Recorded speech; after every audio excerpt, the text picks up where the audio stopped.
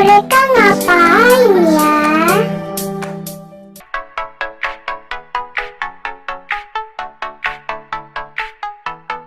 Perkenalkan guys, kami dari SMA Negeri 3 Muko-Muko, kelompok 4, kelas 12, MIA 2. Materi yang akan kita bahas kali ini adalah sel volta mengenai baterai lithium.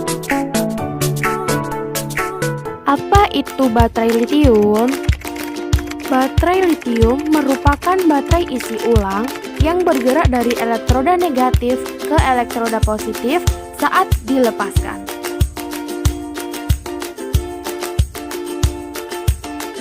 Kenapa tuh baterainya? Yuk kita cari tahu kenapa ya baterainya bisa gembung begitu ya.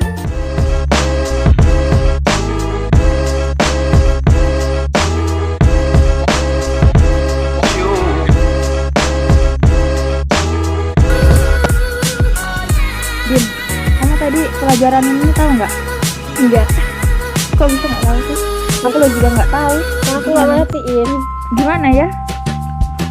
Nanya sama siapa dong? Google.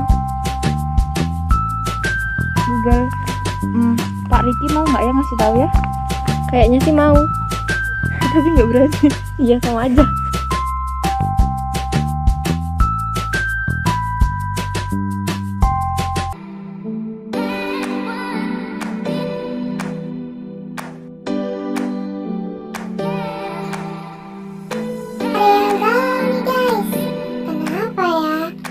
Kalau dilihat-lihat sih, kayaknya yang bermasalah HP deh. Apa ya kira-kira yang bermasalah? Yuk kita cari solusinya. A few moments later.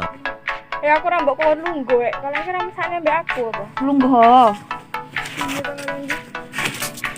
Tapi nggak Aku sesuai lo aku mau. Apa? Kau mudeng nggak Din? Omonganku Din. Mudeng. Mudeng lah kan. Itu loh, hari aku kayak gini ki, menurutmu ki piye? Ya putar baru aja, kan itu. Kayak mak aku ngomongnya rentok ganti pokoknya penting harusnya cilik meneh piye lho Cin? Kayak piye ngono lho. Iya ya.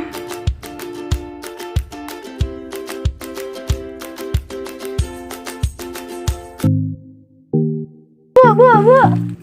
Mau tanya gimana? Mau tanya Bu. Kan gini Bu, baterai HP ibunya Dita tuh kan gembung. Itu gimana sih Bu? Baterai gembung itu disebabkan oleh beberapa faktor, Nak. Salah satunya karena terlalu lama dicas. Masa sih Bu? Gak percaya. Untuk lebih jelasnya, mari kita simak video berikut. Baterai adalah sumber tenaga dari ponsel, kalau manusia sumber tenaganya adalah makanan.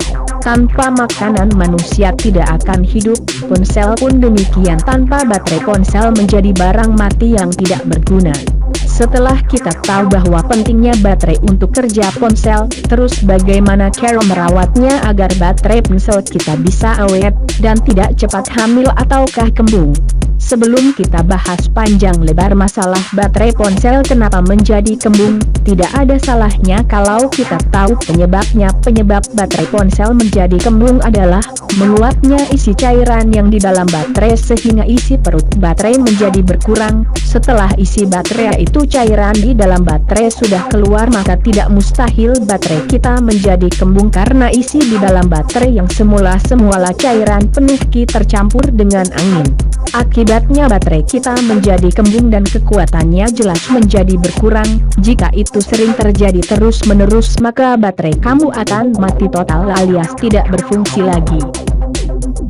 Nah, setelah kita tahu penyebab baterai kita rusak gara-gara penguapan baterai itu sendiri, maka kita juga wajib tahu kenapa penguapan itu bisa terjadi. Yang pertama, penguapan bisa terjadi karena adanya panas yang berlebihan di dalam baterai. Penyebabnya banyak, terlalu lama kita menelpon seseorang, kawan atau saudara sampai handphone kita terasa hangat, bahkan panas itu bisa menjadikan penguapan di dalam baterai. Terlalu banyak aplikasi atau file yang tersimpan itu juga memicu penguapan pada baterai. Mengecas handphone masih dalam posisi hidup itu juga bisa menyebabkan penguapan. Dan yang paling sebelit tapi potensinya besar terjadi penguapan adalah tidak stabilnya sinyal kita, karena kita tahu pada waktu sinyal kita mencari data ke BTS dan melaporkannya kembali itu membutuhkan tegangan sampai 7 volt, sedangkan baterai handphone kita hanya memiliki tegangan 3,7 volt. Coba kamu bayangkan, kok bisa 3,7 volt mensubsidi sampai 7 volt? Kalau dibahas seharian tidak akan habis. Terus yang bisa menyebabkan penguapan lagi yaitu sering memakai Bluetooth, ini juga besar potensinya terjadi penguapan dan banyak lagi yang lainnya. Baterai lithium-ion baru dapat menghentikan dirinya dari meledak. Para peneliti Stanford University telah menciptakan jenis baterai lithium-ion baru yang akan menanggulangi kecemasan atas keselamatan baterai. Lithium-ion bergerak dari anoda ke katoda, sementara baterai lithium-ion dipakai dan bergerak sebaliknya ketika baterai dalam pengisian. Sebuah elektrolit yang sangat mudah terbakar membantu mengantarkan arus dan pemisah antara dua elektroda mencegah kontak langsung. Jika pemisah malfungsi sementara baterai terlalu panas, sebuah thermal runaway mungkin akan terjadi yang dapat menyebabkan kebakaran. Para ilmuwan telah merancang pemisah baru yang terbuat dari bahan tahan api yang terkandung di dalam kepingan pelindung polimer. Ketika baterai terlalu panas, kepingan polimer mencair dan melepaskan bahan ke dalam elektrolit yang dapat menghentikan api dalam 0,4 detik. Samsung meluncurkan penarikan global ponsel Galaxy Note 7 setelah beberapa dari mereka meledak atau terbakar karena baterai lithium-ion yang panas.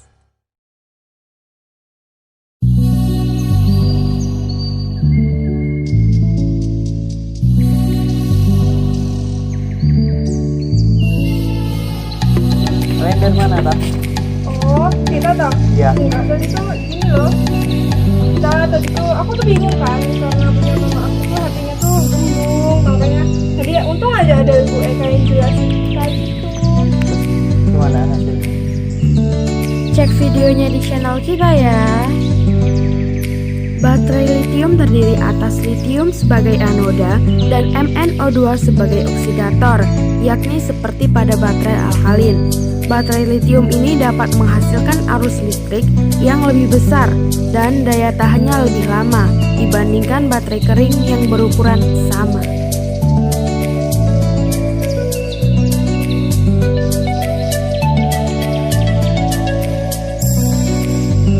Kesimpulan, proses penghasil listrik pada baterai lithium-ion sebagai berikut.